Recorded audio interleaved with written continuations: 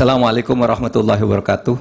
Ketua dan anggota Majelis Hakim yang mulia, saudara termohon dari KPU, pihak terkait dari kuasa hukum Paslon 2 dan saudara dari Bawaslu.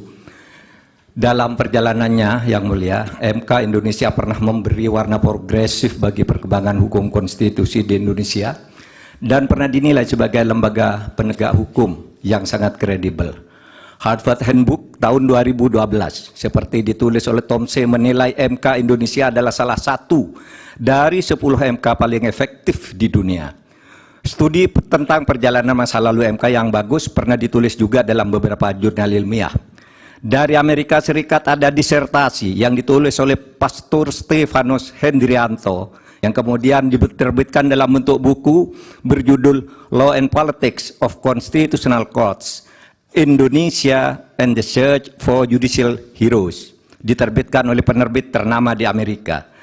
Dari IIU Malaysia lahir disertasi karya Iwan Satriawan, Role of the Constitutional Court in Consolidating Democracy in Indonesia. Ada juga disertasinya Rifli Harun tentang hukum dan sengketa pemilu.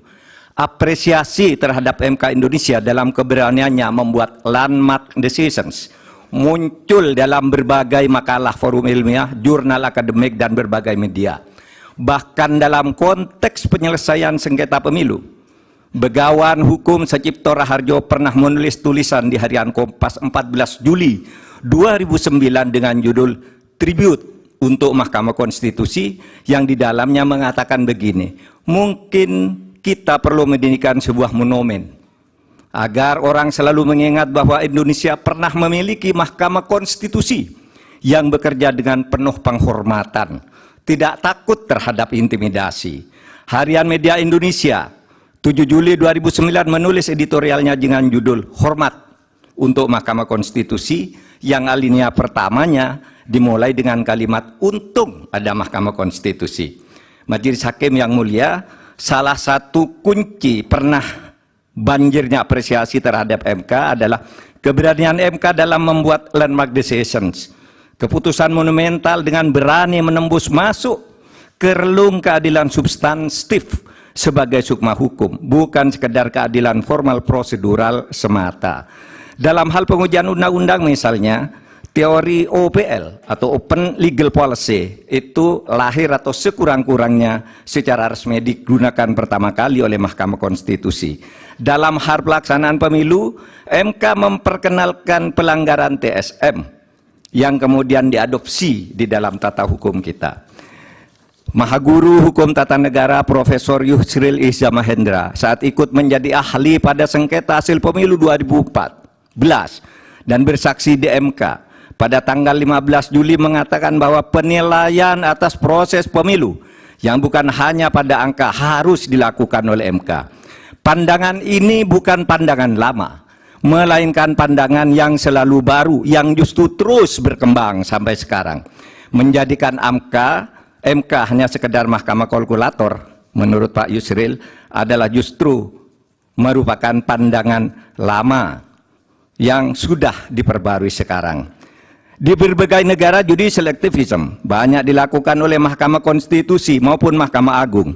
Beberapa negara membatalkan hasil pemilu yang dilaksanakan secara curang dan melanggar prosedur, seperti Australia, Ukraina, Bolivia, Kenya, Malawi, dan Thailand, serta beberapa negara yang satu disebut ada Belarusia yang dinilai sebagai shame institution atau institusi pengadilan palsu karena selalu diintervensi oleh pemerintah. Akhirnya kami tahu sungguh berat bagi MK dalam sengketa hasil pemilu ini. Pastilah selalu ada yang datang kepada hakim yang mulia untuk mendorong agar permohonan ini ditolak. Dan pasti ada pula yang datang yang meminta agar MK mengabulkannya. Yang datang mendorong dan meminta itu tentu tidak harus orang atau institusi, melainkan bisikan hati nurani yang datang bergantian di dada para hakim, yaitu bisikan yang selalu terjadi antara ammaroh dan mutmainnah. Saya memaklumi tidak mudah bagi para hakim untuk menyelesaikan perang batin ini dengan baik. Tetapi akhirnya kami berharap MK mengambil langkah penting untuk menyelamatkan masa depan demokrasi dan hukum di Indonesia. Jangan sampai timbul persepsi bahkan kebiasaan bahwa pemilu hanya bisa dimenangkan oleh yang punya kekuasaan atau yang dekat dengan kekuasaan dan mempunyai uang berlimpah. Jika ini dibiarkan terjadi, berarti keberadaan kita menjadi mundur.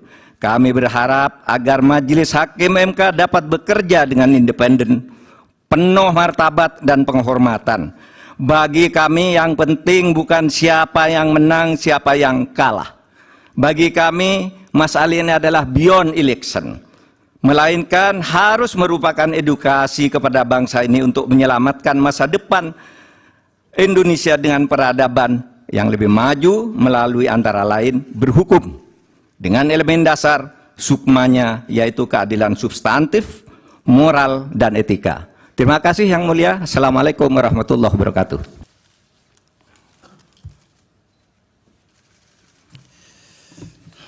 Saya lanjutkan Yang Mulia.